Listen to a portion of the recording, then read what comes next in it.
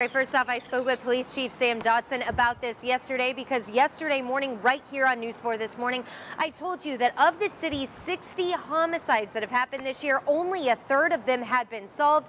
And the chief says there are some unrealistic expectations when it comes to solving these. And he really put it in terms that a lot of our TV viewers can understand. He called it the CSI effect. I know many of you enjoy that show, but during that show, as the chief explained to me, it's 45 minutes with three commercial breaks where someone is killed and then it is totally solved in that time. It takes weeks to do that in the real world. There were 20 homicides in the city of St. Louis in the month of April. That is by far the deadliest month in the city of St. Louis since the start of 2015. Moreover, I can tell you the police here have now investigated 60 homicides. This is now the third time. The owner tells me the first time was right after Mike Brown died. The second time was the night after the grand jury's announcement, and then just about 5 hours ago. In fact, it is so bad that there are still boards up on the windows. They are going to leave them up through the summer just in case they are hit again. I've gotten reports from Madison County, St. Clair County, also Illinois State Police here. And keep in mind, in the state of Illinois, it is illegal to have any type of electronic device in your hand when you are behind the wheel. Late last night, I got an email from those with City Arch River, and they tell me that the river level is expected to be at 33.7 today. You can see water behind me is already making its way up the ramps, and the city today will most likely close the floodgates just to be on the safe side as they anticipate the river cresting on Sunday. But the good news, guys, check out where I just walked. This is the new raised Lenore K. Sullivan Boulevard, and no water is on it. The chief answering every single question that was thrown at him by aldermen. And here's the thing, everyone on this public safety meeting and the chief agree, yes, the city could use a lot more police officers. After all, crime is way up, homicides are up, but the hang up is how to pay for those officers. For every $4 the feds give Missouri to go to road projects, Missourians are expected to pay $1. She tells me that ratio looks very bleak if this gas tax does not pass. Let me start off with an interesting math equation for you. Here's what's going on. A new school year minus the money from Proposition Y that did not pass on Tuesday equals a whole lot of question marks. It looks like President Lewis Reed just walked up, putting him on the spot here. President Reed, would you be interested in talking to us at all about what's going on? Yes. Great. President Reed, what do you know about the situation inside City Hall? New initiative in St. Louis. It is aimed at improving how murder cases are prosecuted. This new method of processing crime scenes has been happening over the past month. Laura Hettiger sat down with the circuit attorney and commander of the homicide division to ask if the procedural difference will make a difference. We don't want to take any homicides, but the ones that we do take, we want to make sure that we give each one all the attention that we can give to it.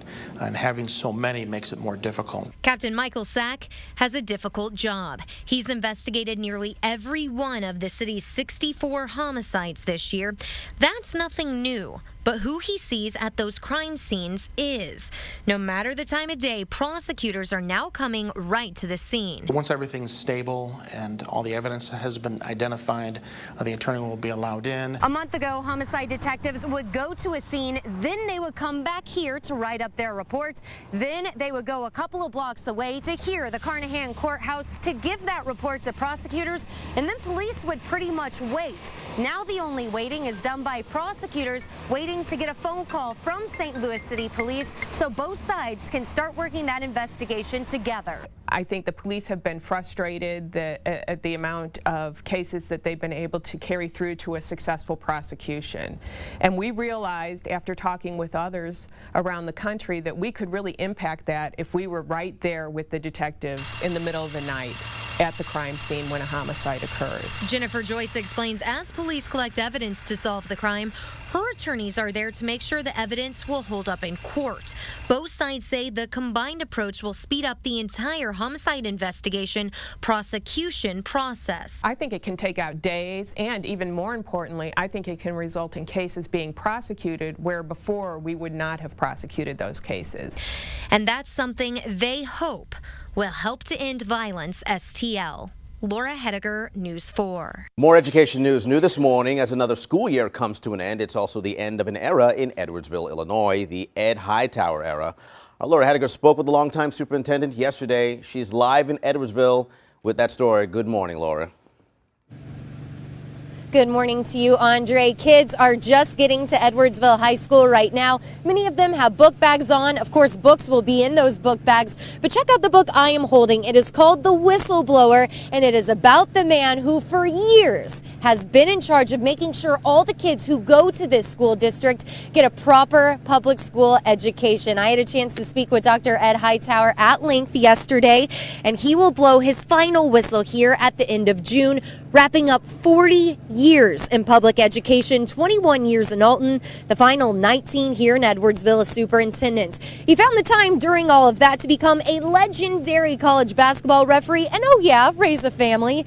But for a man who has made 2 careers of constantly making decisions, this is the way he says he's lived his life.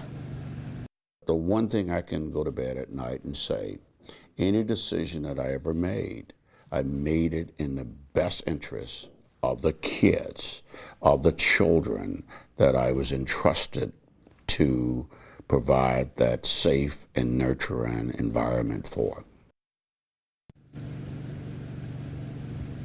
Dr. Hightower will give his final graduation speech on Saturday, and he actually gave me a copy of it. I've read it, of course, like any good book. I really picked up on the ending. I don't think I'm giving too much away when Dr. Hightower encourages the class of 2015 to go out and make a difference in their community and in their country. I think most would agree that Dr. Hightower has done just that. Reporting live in Edwardsville, Laura Hettiger, News 4. Well, there is a new man in charge of the Ferguson Police Department, and already there are some big questions. We're learning he is not a fully licensed police officer here in Missouri. News 4's Laura Hettiger was the first reporter to meet Interim Chief Andre Anderson this morning. She reports from Ferguson. I met the new interim police chief here at the Ferguson Police Department early this morning. Then just a couple hours later during his news conference, I asked him how not being a licensed police officer in Missouri might impact his work here in Ferguson. I won't be able to go out and write tickets and things of that nature. That requires a little bit more. But I don't plan to do that because my emphasis will be on leading the police officers. And with 24 years of law enforcement experience in Glendale, Arizona, these Ferguson city leaders say they found the best candidate in Andre Anderson, but just for 6 months. The interim city manager, Ed Beasley, is also from Glendale, Arizona. I'd like to introduce Mr. Anderson. Beasley tells me that Anderson contacted him about the Ferguson position. Despite the short tenure for now, Anderson has some lofty goals. The interim chief says his first call of duty is to adhere to recommendations from the Presidential Task Force and the Department of Justice. Those guidelines, he says, will serve as a template moving forward. Then he says it's all about working with the community.